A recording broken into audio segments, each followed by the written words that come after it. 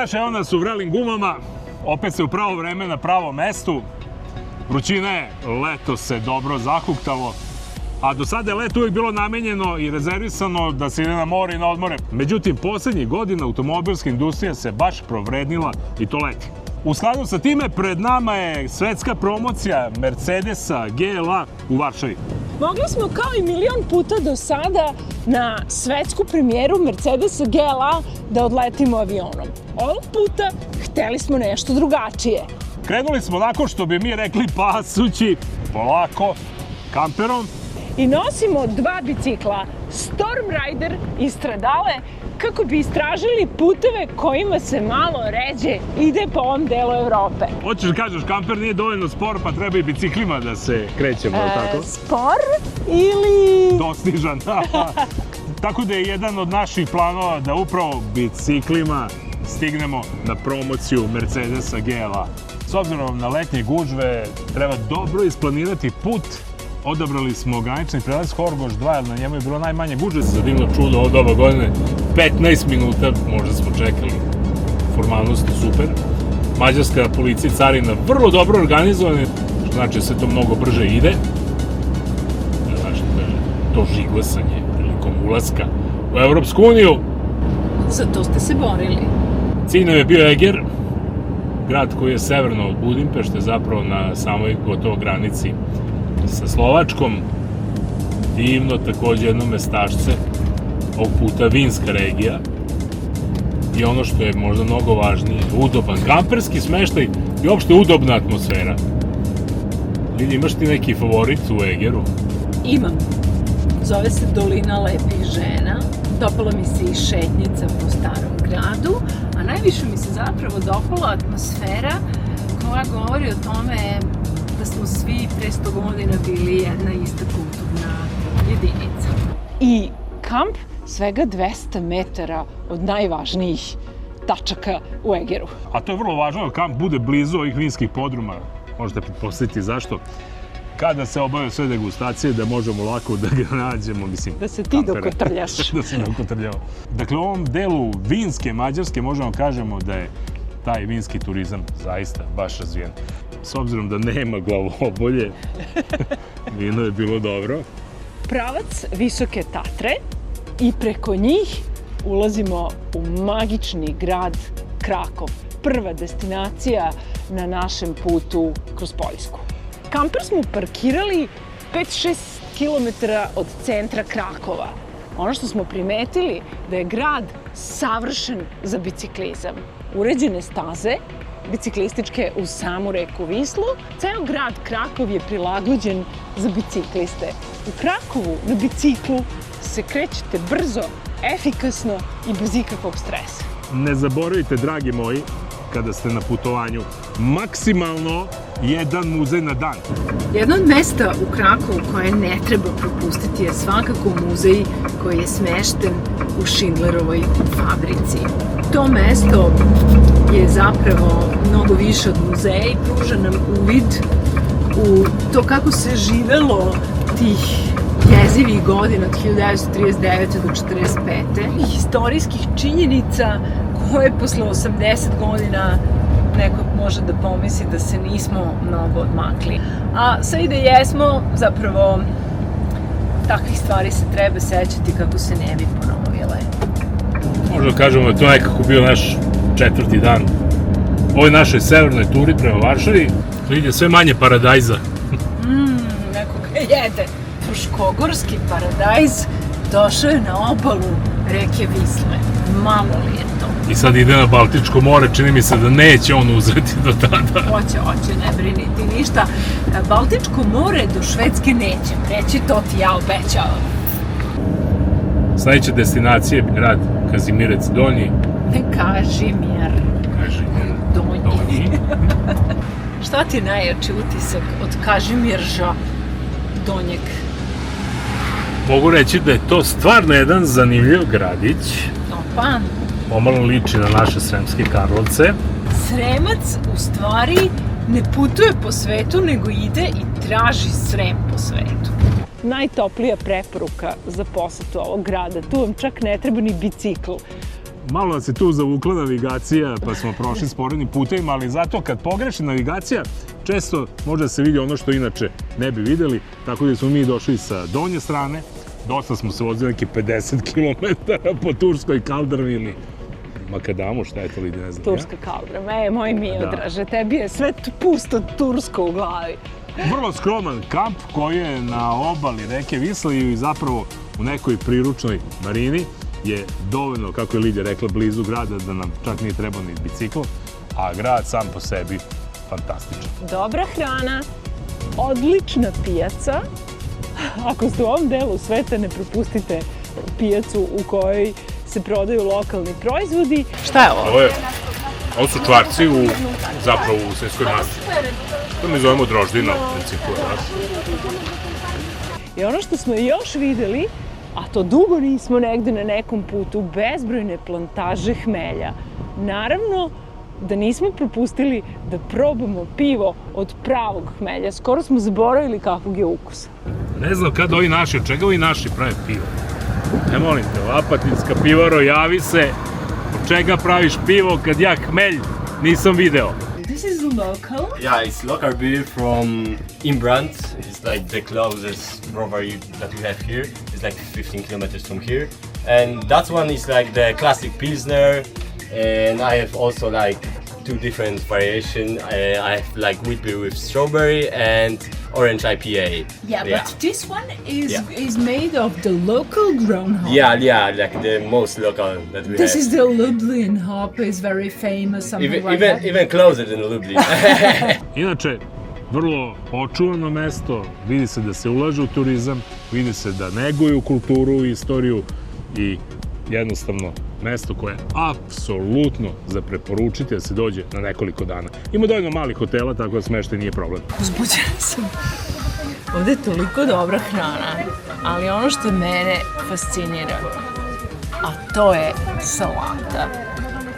Tradicionalna poljska salata od krastavaca sa pavlakom i mirođijom je slatka. A to mene podsjeća na moju baku koja je isto ovako pravila. To radiš? Evo, podsjećam se na baku. Duplo pohovano. A šta znači to? 2 puta kroz jaja i brašno. A šta je ovo? Slatka salata. To mi nismo jeli. A sutra nam je promocija Mercedesa GLA, vreme je da krenemo put Varšave. Oko 150 km, srećom nije daleko. Pa tako smo to birali. Nije se to desilo slučajno. A upravo zahvaljujući toj navigaciji koja nas je vukla, da ne bi želeli, primetili smo vrlo interesantnu stvar po selima u Poljskoj. Svaka kuća i svaka okućnica ima mali park, bez obzira da li je bogata ili obična, skromna, ali Poljaci se neopisivo trude oko svojih parkova. Čini mi se kao da one travke uz pomoć libele i makazica svaku posebno Manikir. šteluju, pa vidi se da je tu kultura, pre svega. Naš put do Varšave zapravo otvara još jednu temu. Prošlo je nekoliko stotina kilometara dok nismo shvatili da ni jednom nismo tražili novčanik, niti imali tag, odnosno nismo platili putarinu. Poljska je još 2023. godine odlučila da ukine naplatu putarine za putnička vozila. Oni preko 3,5 tone plaćaju putarinu i finansiranje puteva se vrši, šta mislite iz čega? Evo mogu ja kažem, znam, rekla si mi. Od akcize. Jednostavno, vozači kupuju gorivo, plaćaju akcizu, iz akcize se finansiraju putevi. Ne kažem da to treba u Srbiji, jer akciza služi za druge svrhe, ali... Ali postavljamo jedno važno pitanje, da li vozači u Srbiji plaćaju putarinu 2 puta? A i 3 puta, dok malo ovi ono, kako to, vešera i držne asfalt. A šta 2 centimetra tanji asfalt? A nemojte sad tako, narode. Okej. Vratimo se mi na naš put. Ulazimo u Varšavu koja je u odnosu na prethodni deo našeg puta prilično hektična. Gužva je, treba da nađemo smeštaj za kamper da bi mogli lakše dođemo na promociju. One night, today and one night.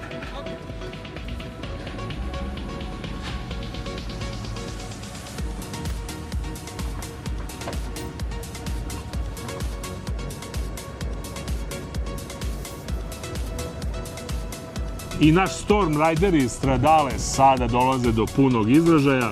Krećemo ovako na promociju. Poruka za sve koji ovo gledaju, nosite bicikle, isplati se. Ili ih iznajmite tamo. Ovo još nismo radili.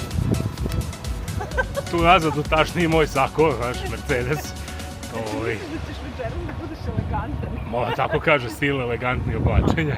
Malo će biti izgužno, kao da me kamper žalakao. Verujte da je perspektiva upoznavanja jednog grada sa 2 točka neprocenjiva. Ono što je za Varšavu jako zanimljivo, to je da postoje bezbroj biciklističkih staza. I praktično se ovih 10 kilometara gradske vožnje biciklima mnogo brže stiže nego automobilom. Svetska premijera Mercedesa GLA.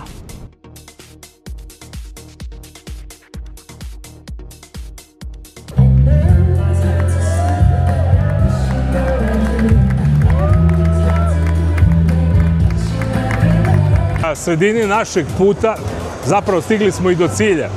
Mercedes je u Varšavi predstavio 3. generaciju modela GLA. Odmah da vam kažem, dizela više nema, ali zato su tu sada hibridi, plug-in hibridi i električni model. Baš što se tiče elektrifikacije, u Mercedesu tvrde da je ovo jedan od najmodernijih i najbolje tehnološki razvijenih automobila u ovom segmentu globalno, a to znači da raspolaže baterijom od 85 kWh, da raspolaže motorima od 250 do 354 konjske snage, a da je snaga punjenja čak preko 300 kW, što znači da sa svega 10 minuta možemo dobiti čitavih 200 km nove autonomije. A između ostalog to znači i autonomiju od preko 600 km, bar kako kažu, 657 km mu je zagarantovana autonomija. Ajde da to smanjimo, neka bude 600 km, ali novih 200 km za svega 10 minuta punjenja je zaista nešto revolucionarno. Naravno, kada budemo imali infrastrukturu koja može to i da isprati sa punjačima snage većim od 300 kW. Hibridne opcije tiče, njega pokreće 1,5 litarski turbo benzinski agregat sa 4 cilindra u 48 voltnom sistemu. Elektromotor je integrisan u 8-stepeni automatski menjač sa dvostrukim kvačilom. Pogon je prednji ili Firmatic pogona sva 4 točka. Sistem omogućava i vožnju na struju pri malim brzinama i rekuperaciju električne energije, čime ga čini rekordno malim potrošačem.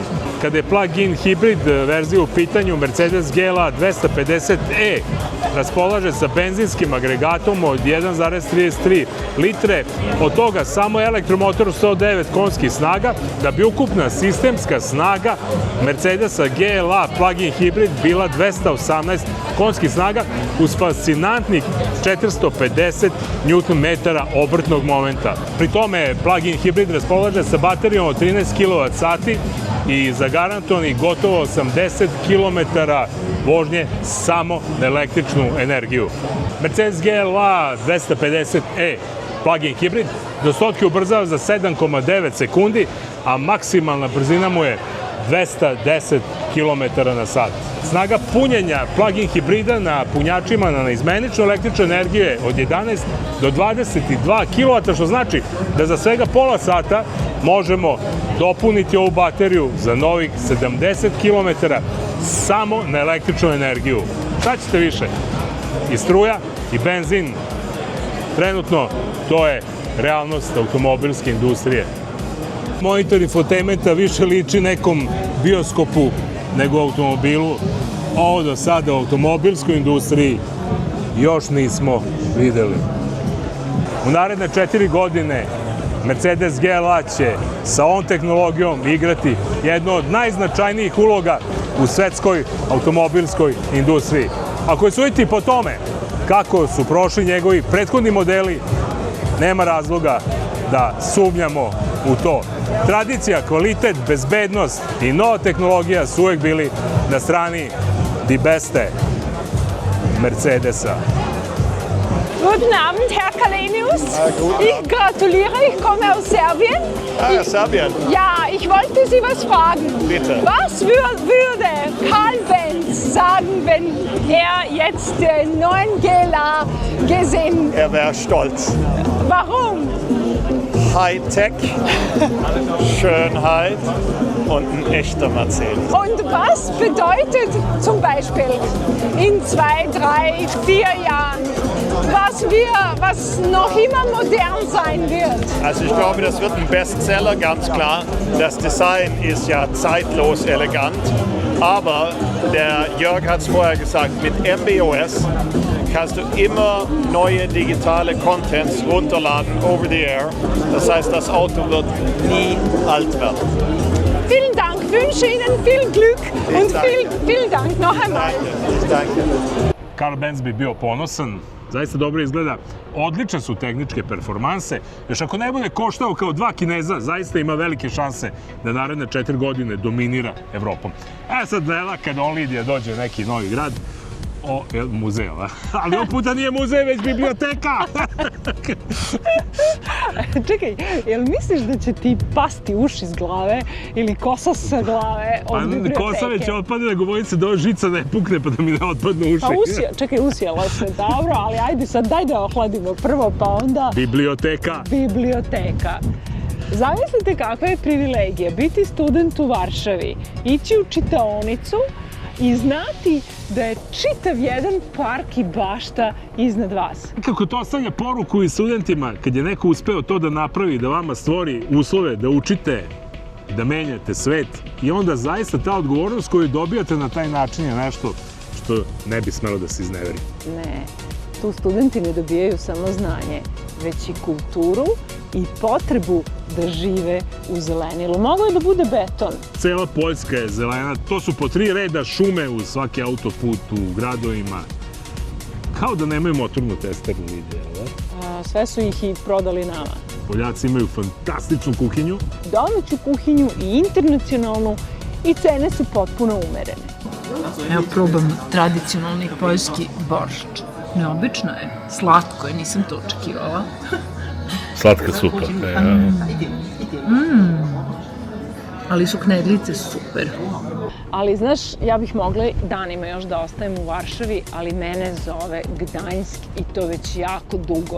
Imam najmanje 5 stvari koje tamo treba da vidim. Jedna od duže etapa našeg puta, nešto preko 300 km, opet besplatan autoput. Mogu vam kažem, na celom ovom putovanju Gdanjsk je nešto što je ostavilo najveći utisak na mene. Ne zovu ga badava mali Amsterdam, takođe vrlo ugodan za vožnju bicikala. Odseli smo na, možemo slobodno reći, istorijskom mestu. A naša ljubazna domaćica za svakog ko se čekira, what is this? This is original beer from Gdańsk, actually near Gdańsk, Bielkówka. It's a lager and yeah. So, everybody who arrives here receives a gift. Yes. To local beer. Ne znam zašto mi se od jutros u glavi javljaju stihovi pesmice. Ona radi u rudniku i život joj nije lak. Jadna ti, između marine i kampa. A vidi, ona ne voli muziku, ona voli ritam jak, jel to tako? Pogledaj. Dakle... Kamperi, brodovi, brodogradilište. Ali čekaj, ovo je jedno istorijsko mesto. Ovde su 80-ih nastale promene. Radnici brodogradilišta u Gdańsku su se organizovali prvo kroz sindikat i solidarnošć kako bi počeli promene za sebe. Danas se to vidi na svakom koraku u Poljskoj. A ono što ja vidim da su počeli promene za sebe, ali su radili dosta toga protiv nas. Šta su radili protiv? Objasni nam, o čemu sad ti pričaš? Da oni nisu srušili socijalizam i komunizam, mi bi još uvijek plivali na našem talasu. Velika je privilegija spavati u brodogradilištu u Gdańsku, na mestu u kome su počele 1980. godine velike promene u istočnoj Evropi, koje su rezultirale padom Berlinskog zida. I pre odlaska u grad posetili smo centar Solidarnost, malo da upoznamo i ovu noviju istoriju Poljske. Gdańsk, kakav mitski grad za mene. Kao da iz neke druge dimenzije. Njegova bogata istorija, on je bio deo Pruske, gradili su ga holandski trgovci, škotske izbeglice, Nemci, Rusi, ovi, oni, Sloveni. Baš se osjeća jedna tiha energija koju čovjek samo može da se prepusti.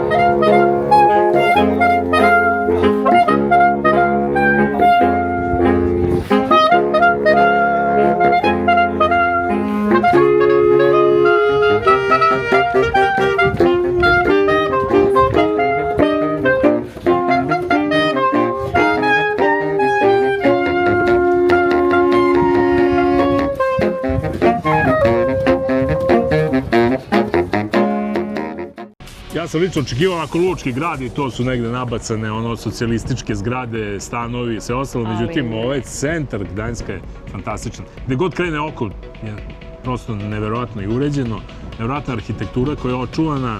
Gdańsk je jedan veliki grad koji ima debelu istoriju, ima reku, ima more, ima luku i ozbiljnu trgovačku istoriju.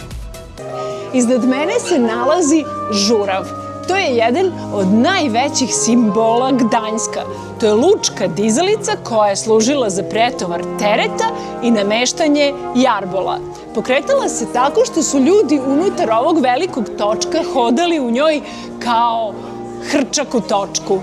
Mogla je da podigne i do 4 tone tereta, što je za ono vreme bilo pravo tehnološko čudo.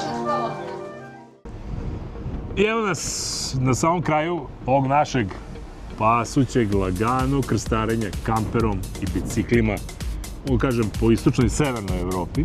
Na trajektu Stena-Ebo, kojim ćemo da pređemo Baltičko more i time se prvi deo našeg puta završava.